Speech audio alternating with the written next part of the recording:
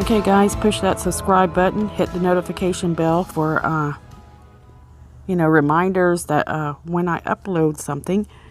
But remember yesterday, part 1, we talked about Brittany Bowen's interview about her missing daughter, Meleahs Davis. And a lot of people were watching this to see, if she really felt what other mothers expected her to feel.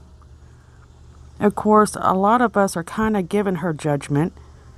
It's not something to do out of hatefulness. It's doing it because you're wondering why. You're intrigued. Why in the world would she stay with a man that we felt she knew was abusive?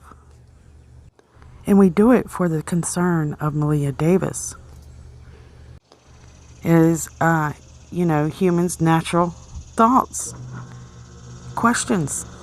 But anyways, here's one of the questions she was asked. I'd asked you earlier about Meleah's birthday, February 6th. Tell me about the day she was born. The day she was born, I had to have a C-section with her, and I just remember being in the hospital by myself. Other family members not there, or? Wow. Do you remember holding her for the first time? Absolutely. And what was that like? The first thing that she went to on answering that question, what it was like when she was born, Meleahs Davis, her daughter. And the first thing she mentioned was the fact that she was alone. And a lot of people seen that the interviewer actually had to coach her into answering the question of how she felt about the baby being born. Instead of the baby being the number one memory in her mind, it was actually the fact that she was alone. And it says a lot.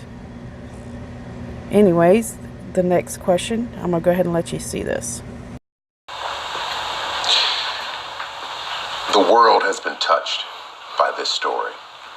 There's been an outpouring of support and great interest and concern.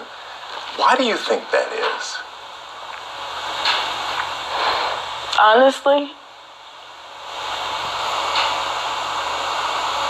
I'm not sure why, but I know this kind of spirit Meleah had. It was beautiful.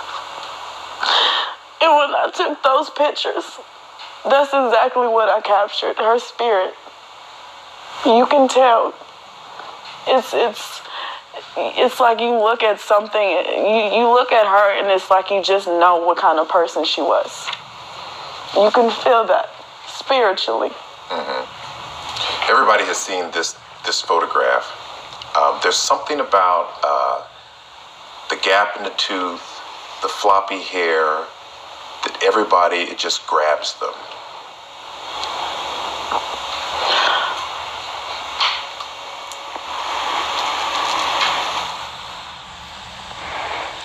You see Brittany's head drop in shame here, and this is where I'm not quite certain as to why. There's things that I think she's thinking about that she's just not sharing with us. But anyways, we're going to move on to the next clip. I wanted you guys to see that. I want you to drop in comments what you think. Also, guys, I use this type of news to keep her face in the spotlight because it's not forever. It doesn't last forever. And we do what we can, however we can, to try to help. Let's go back to the beginning of this story. You left town to go to your dad's memorial service. It's been reported you had an argument with Darian Vince before you left town. What was that about?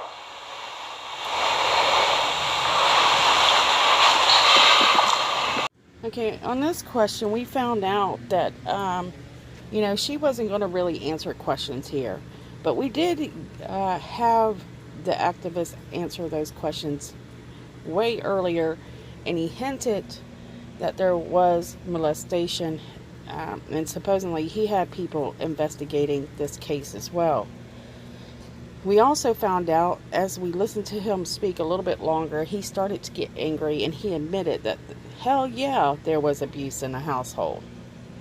We caught Brittany lying. We're not certain, exactly what her motive was in that. And we see him lead the motive. But anyways, this was her answer. As to why she didn't think the kids would be in harm leaving them in his care. Whatever we had going on had nothing to do with the children. So this is what we covered in part 1. And the thing we were missing in this interview, we did not hear anything about the skull injuries or whether or not that she thought that was abuse or how that happened. So this kind of, left us sitting wondering. We were kind of not getting the answers we were looking for. But today I want to go over the second part of the story of this interview and see what you guys think about it. I'm going to share what I think about it and what I think other people think. So here we go.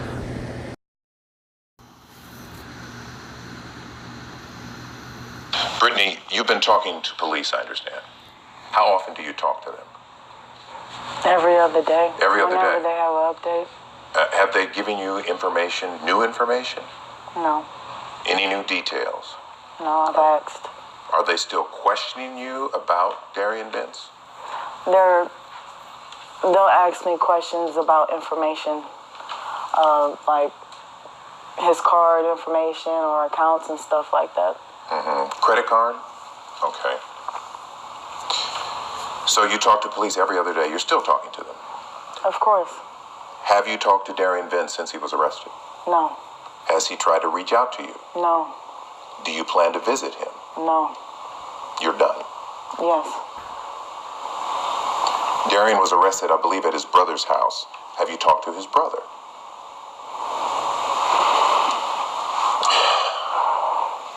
Next question. Have you talked to any of his family members? We have spoken to the brother. Both of you? And that's how he was really arrested. But we'll talk about that more. But we have talked with the brother, and that's actually what helped play a role in getting him arrested. can you say what was said? No, not right now. But I do believe, for a fact, they were helping him hide out. And I do believe that a few of them know a whole lot more of what really went down with Meleah than what they've said.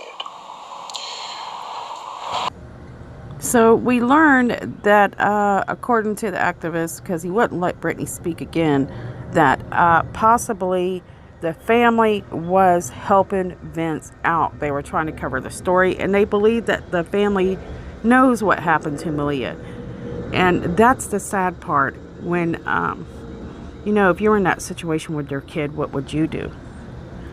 If your kid's being accused, how would you handle that? Well, I'm not in those shoes, but pretending that I was, I would probably have a hard time dealing with it. But after I thought about it and I've fought with myself, the only right thing to do is to tell the child, look, the right thing to do here is to face, the consequences of your action. But they're saying we're going to find out a lot more later on, which of course we already know that. But anyway, here is the next clip. Brittany, I know this is a tough question, but I have to ask. You've been vilified in social media. You've been followed. You've been harassed. People think you are partly to blame for what happened. What do you say to those people? People are entitled to their own opinions. I remember looking at situations and being on the outside looking in. doing exactly what they're doing to me. I know my truth. And I love my child. And can nobody take that from me, no matter how they feel. I'm not perfect, and I'm not going to sit here and act like I am, and nobody is. How dare you? All right, in this part of the clip, she's, given her feelings and ideas of how she's handling the public's opinion. And she's saying, how dare you judge her? How dare you judge her? Well, based on the facts that show that she could have prevented the child's death, it's hard not to, isn't it? But we are hearing from the media, and we know that you can't trust media 100%. And we're only hearing what they're letting us hear. But I can guarantee you, when trial comes, you'll know whether or not you can judge her. I'm going to continue on here with this clip. The family of Meleah's father, the Davis family, says you knew what was going on in the home and you failed to protect your daughter. Move on from that. No, move on from that. You can't answer that. No, that goes in the CPS. Move on from that. And so you think to yourself, after listening to them talk, you say, well, we have to wait a while to find out the truth. But with this one question, you didn't even need an answer, did you? To find out that you had every right to judge her. Because according to the biological father, they knew there was abuse beforehand. But we have not spoken to the father. This is what we're hearing, so we can't really say this is fact. But according to what we're hearing now, you do have a right to judge her.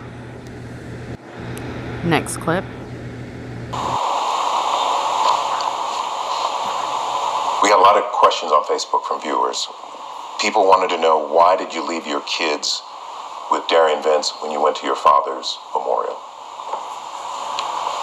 I didn't pay for my ticket. My aunt did. So you're saying you couldn't afford to take them with you? Exactly. Then they ask her the most important question. Why did she leave her children with Vince versus other people? And it sounds like to me, before you hear this clip, that this is a big dysfunctional family. A lot of questionable things going on amongst everyone, not just Brittany. So Brittany's not the only one to blame. That's what I'm saying. So here's the next clip. You not have placed them with other family members? Your mother and aunt? My aunt doesn't live here. What about the Davis family? The Davis family, Peyton went. Meleah could have went too. And why didn't she? They should have asked for her. Okay, this is another strike against mom here. You're going to hear later on in this, he's going to try to defend her, but he asked her, why didn't you, send the kids with the father? And she says, well, he took Peyton, but he didn't ask for Meleah. Which is strange. We hear he does come to pick up Meleah later. On the, I believe it's the 23rd, right? Correct me if I'm wrong, guys. Because I don't have my notes in front of me. But she says he doesn't ask. And that she has a lot going on. And this is why she was not able to make sure her kid was taken care of before she left. As a mother, your number one priority, always and forever, is what, ladies? You ladies know, your kids are number one, always, no matter what the situation is. All right, next clip. I didn't even know that they wanted to come get paid. They told me last minute. So when you left, you had no concern that Vince could or would harm your child? No. And you also got to understand, She's dealing with the death of her father. She's dealing with trying to get out of town to get to the services for her father. She's dealing with the stress of all of them trying to raise funds from here to Massachusetts to take care of the services of her father, because that was a test for the family to get the father buried. So she's going through all of that, and hindsight is 20/20. I guarantee you, had she known some of the things that we've later learned, I don't believe this mother would have left that child with him one split second. But a lot of what was going on, she didn't know. Okay, guys, right here they're trying to put the blame somewhere other than her. And you can't do that. Nobody's perfect. But to be a successful parent or a successful person in your career or anything, firstly, you own up to your mistakes and you fix them. Don't play victim ever. It makes you weak, and everybody knows you're weak. This is something society needs to learn, that nobody is perfect. She's correct about that, but there's a fine line of how far you carry that not being perfect. So, for example, the biological father here supposedly knows there's abuse going on, yet he continues to let the kids remain with Brittany, and so he's kind of getting all scot-free, don't you think? What do you guys think about that? Share that below. Now, of course, we are hearing rumors. We are not seeing the facts. We only have interviews. We have what they want us to hear. And now they're starting to manipulate their story the way they want you to hear it. So it gets more difficult until the court comes. Now, there's a few problems I've had where I've mentioned that Brittany and Vince were common law married. Those are earlier videos when you're learning new information. And it's also a way to help people understand and relate to how they're related. So it's the boyfriend of Brittany Bowens. I'm correcting that for a few people out there that it's driving them crazy. But yes, they've been together, what I'm hearing, since Brittany was Meleah was 8 months old. So that's how long this couple's been together. That's a rumor, not fact at the moment, and we're working on facts. But anyways, next clip. Your other children are no longer in your care. Do you think that's fair to you? No. Are you able to talk to them? No. Can't even visit them? Do your other children know that Meleah is missing? I don't know. They're staying with other family members, correct? Yeah.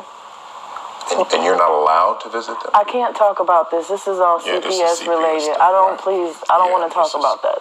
Yeah. But she's had no contact. All that is CPS related. She's had no contact. Just a couple more questions. She's saying that she don't want to talk about that because it's CPS related, so that's Child Protective Services. And that's another thing right there. So if there's no abuse in the house, do you think Child Protective Services would take those children out of the house a second time? So this will be the second time her children's been taken from the home. I think I know why, and I'll have to share that with you later once I confirm that. But yeah, I mean, that just shows that she's probably lying about the abuse in the home again. Next clip. Volunteers have been out looking for your daughter. It doesn't look good.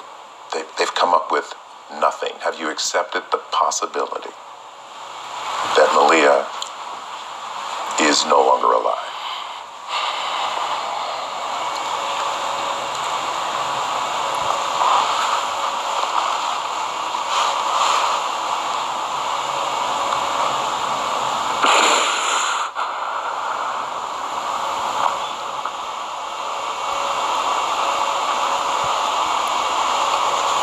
Let's move on to the next question. I it's tough, but that is something you have to live with every day. I'm sure you have thought about this. I have thought about it.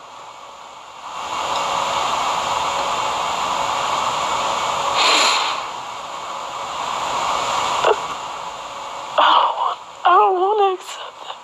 You don't want to accept it.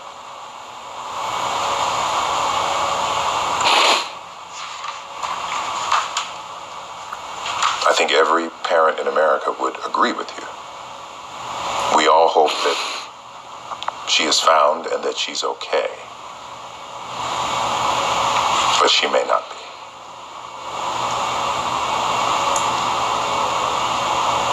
She may not.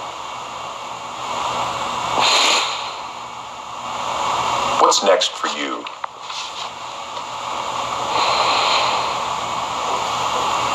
I haven't thought about it. Are you working? Are you able to work? Are you...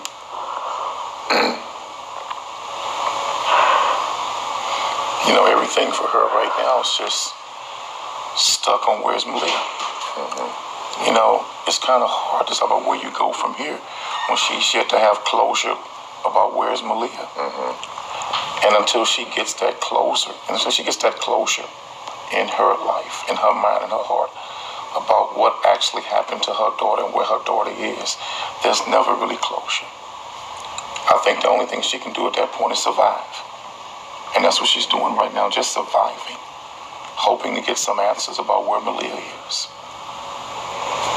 Brittany, I thank you for your time. Okay, so we really didn't get any answers on this next clip. She didn't really share anything here. Not even the activist by her side. And you can see that she does have pain for her child. If she didn't, she wouldn't be a mother at all. So I don't care who you are or what you think out there, you can't say that she doesn't have some pain going on. No matter what she's, what kind of lifestyle she lives or whatever. But the main focus right now is seeing if we can get more volunteers in that area to try to find Meleah. That's really important. So that's the number one thing. But second is, knowing the details of the mother, the father, and the family. We do know that the mom is, Brittany Bowens, is not talking anymore to her daughter. And there must be a reason why. And I think we all know why. I think we all know that Brittany's mother tried to tell her, why I told you to leave him. I told you to leave him. I told you he was no good. And if you're a mother of older children, you've experienced that as well. There's not usually very few parents experience, that perfect child that has nothing go wrong. So, but I do want to reflect back to the biological father, and we've not heard why or how his relationship with his children have been. We've seen a few pictures. We've heard that he's, experienced some pain in his family as well. But what really happened that April, that 30th, that he at 7 o'clock, he said he wanted to pick up Meleah, and Vince refused to let him have the daughter.